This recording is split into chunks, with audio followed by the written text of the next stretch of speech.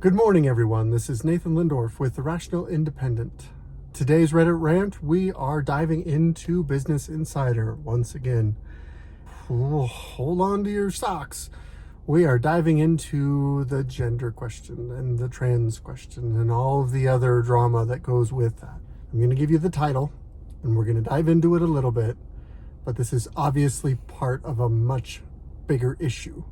So we're going to have to unpack some stuff, because a lot of these articles are written with a certain set of assumptions, because you assume people have come to certain conclusions along the way and therefore are either for or against certain elements. This is a very multifaceted issue and it's going to be tough to untangle it, but we'll do our best.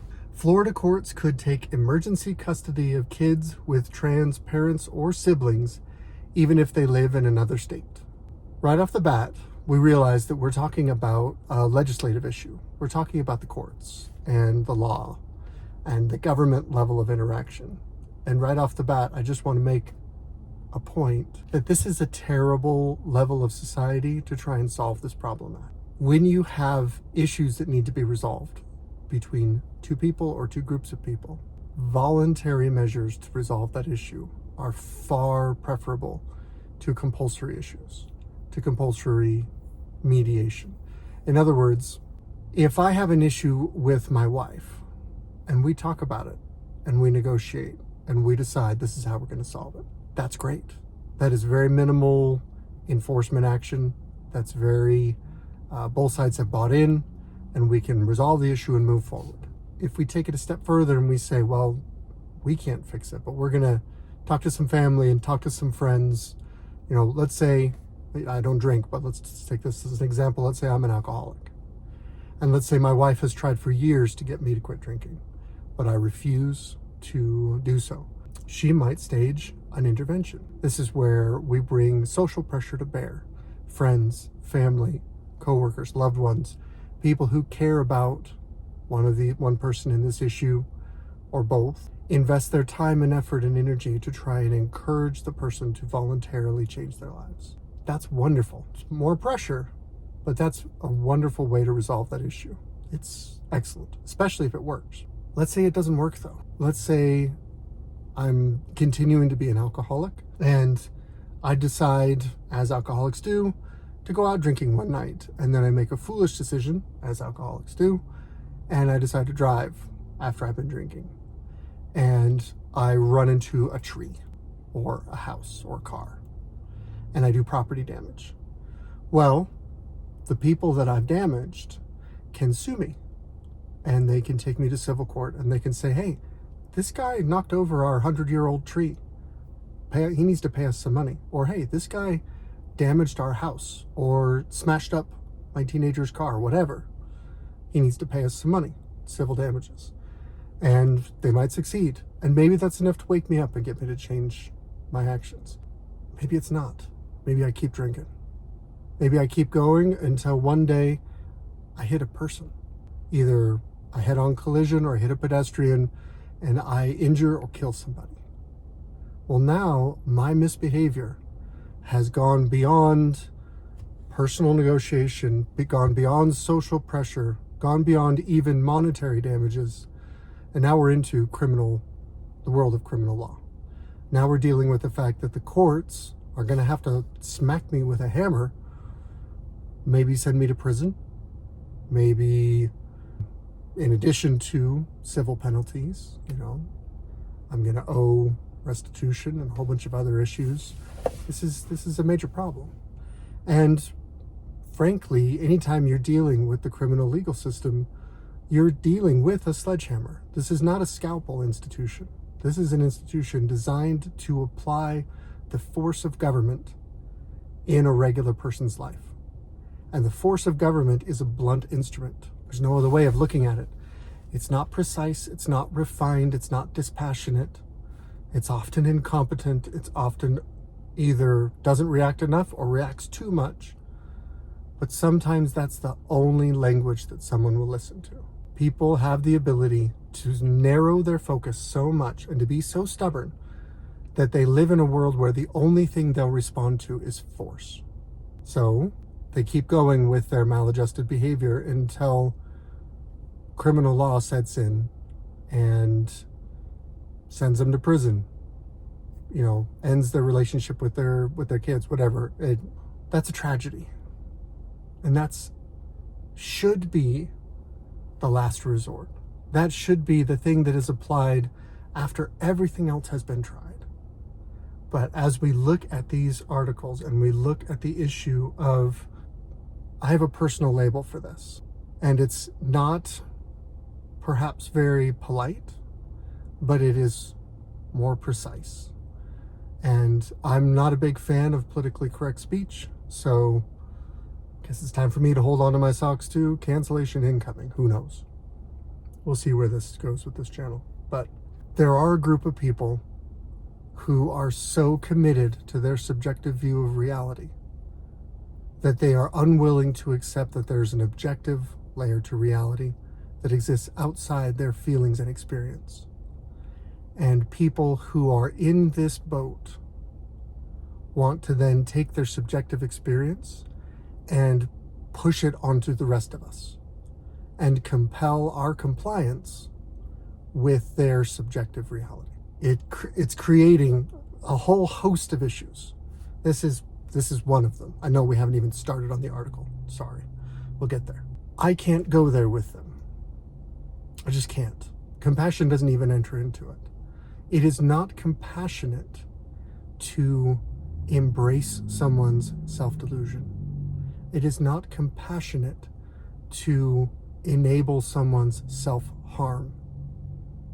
It's especially not compassionate to enable someone harming their child or allowing their child to come to harm. Compassion has nothing to do with this. It's a tragedy. This is awful. I lack the words.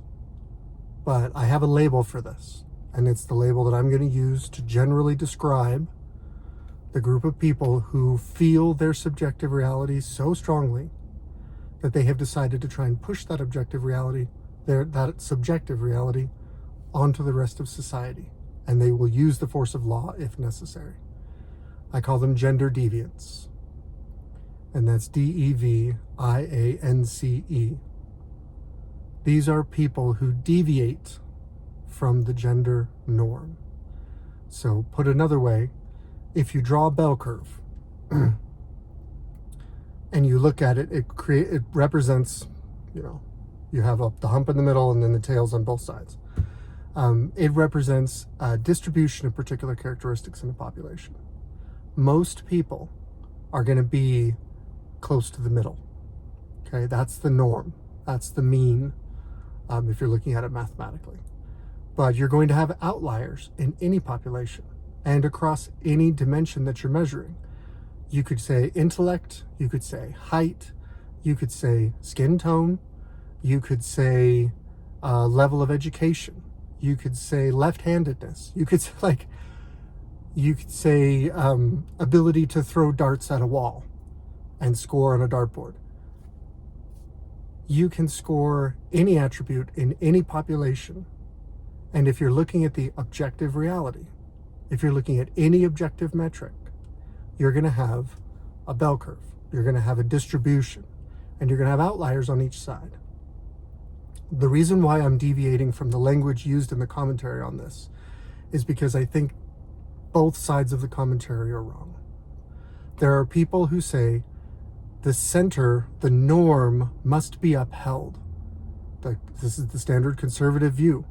Whatever has been consistently the norm over the last several generations or since the founding of the country or whatever, however you slice it, that should be held up as the standard regardless. That's wrong. Sometimes the standard is wrong. That's where innovation comes from. New ways of looking at the world, new ways of solving old problems are only possible if you have a willingness to have outliers that violate the norm, that experiment and reinvent the wheel and try and come up with new ways of looking at things, new ways of solving problems, so that they can potentially innovate solutions for the whole of society. A healthy society needs to enable those outliers to succeed when they stumble on something that is truly a benefit to society as a whole. And then you'll see the norm shift to embrace that new innovation. You can't just take a blindly conservative route and say the status quo should be maintained regardless. Now, usually the status quo exists because it upholds the most broadly applicable objective reality standards. There's a reason for the status quo. We'll set that to the side for just a moment. When it comes to the liberal side, the leftist side, whatever you want to call it, there are people who say the status quo is evil. There are people who say that the country as it exists is evil and it must be overturned by revolution if necessary. If you tell them this is the standard of behavior, they will object to it simply because it is the accepted standard. I met someone like this in another context many years ago, but he made me laugh. He said, "Oh, I've never read the Harry Potter books." I said, "Why not?" He said, "Because everybody's reading them. If everybody likes it, I go the other way." These are needlessly antagonistic, sometimes with no point or purpose. I'm not saying that's everyone, it's just kind of a funny example. So you have these two sides in the public commentary space. When it comes to the gender question, you have these two factions. Status quo must be upheld regardless, or the status quo must be destroyed regardless. I think they're both missing something. Wrong is probably too strong a statement. So I say gender deviance because when I look at a population, innovation works if a small percentage of society experiments around the fringes, but the bulk of society embraces the norm. It's yin and yang. You need both sides. However, there are people who have so firmly embraced these subjective realities, this idea of gender deviance, that they have begun to zealously, actively push for society to deviate. That deviation is worthwhile in and of itself. That deviation from the norm is a moral virtue. They would be happy if, instead of a bell curve, they hollowed out the middle and pushed everybody to either side of the spectrum and created a whole society of deviance. If you do that on an issue that is as fundamental as gender roles in a society, you're going to rip society apart. You go from innovation to anarchy. You go from innovation to chaos. It's not going to work. And here is a perfect example of this. Before we get into the article, I'll offer you a hypothetical. A man and a woman get married. This is based on something that happened between Texas and California. This is based on an actual case, but I forget the names, so we're just going to use a hypothetical. A man and a woman get married. They have a child. After a few years, one parent decides that the child is transgender. The other parent disagrees firmly. While you can't negotiate this issue, you can't stage an intervention over this issue, so they end up getting divorced. And through a series of machinations, most of the time, divorce decrees require that both parents stay in the same state. However, through some weirdness, the mother, who was convinced that her child was transgender, finagled a way to abscond with the child to California. California is very supportive in its laws regarding minors undergoing sex changes and everything that goes with that, all of the gender deviation. The father is now in Texas. He has been banned by California judges from having any contact with his child. So he can no longer influence his child. He can no longer sue for the child to get him back. Texas law is favorable to his position, but Texas is now out of the picture because the child was taken from Texas by one of the child's two parents to California. Flip this on its head either way. I presented something that someone did, that the person who did this fled to a pro-trans state. This article discusses a pro-trans person fleeing to an anti-trans state, or vice versa. No, sorry. Let's say the father, who didn't believe the child was trans, absconded with his child to Florida. Well, now Florida is putting these bills in place that could potentially make it impossible for the trans-friendly parent to get that child back and prevents them from getting them the medical care they think is necessary. I'm bringing this up is to say there's two sides of this coin. These legislative solutions, these court-based solutions. All of them are crummy. All of them are too crude. All of them are hitting the issue with a sledgehammer. But the simple truth of it is we have a real problem in our society where you have a fundamental disagreement about reality, and it affects the life of a minor child.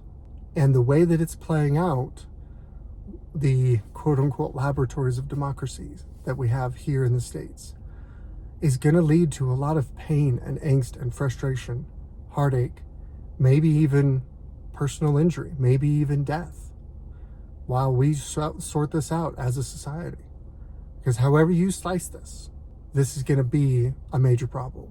The short version from Business Insider, they lay out the simple idea saying that the bill allows Florida courts to modify out-of-state custody agreements. It says the courts can gain emergency custody of children in this situation.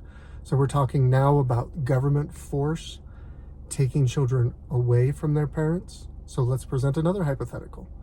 A child lives in Florida and both of his parents or her parents believe the child is transgender and want to proceed with gender affirming care, to use the label. This law would allow the state to come in and take that child from those parents. That's problematic, to say the least. But the flip side is no less problematic. Change the names. Change the positions. You have a child who is convinced he's transgender. You have two parents who are convinced he is not. Would you support a bill granting the courts the right to come and forcibly take that child from his parents and proceed with the gender affirming care? That's the other side of this coin. You can't accept the one without the other.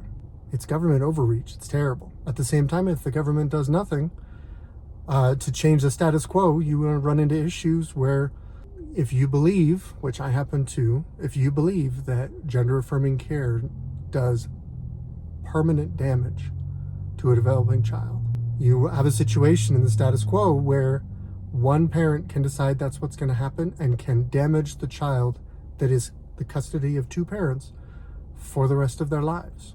That's also not okay.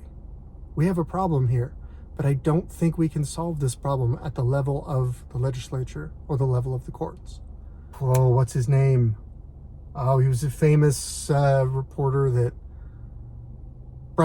Andrew Breitbart, was famous for saying politics is downstream of culture.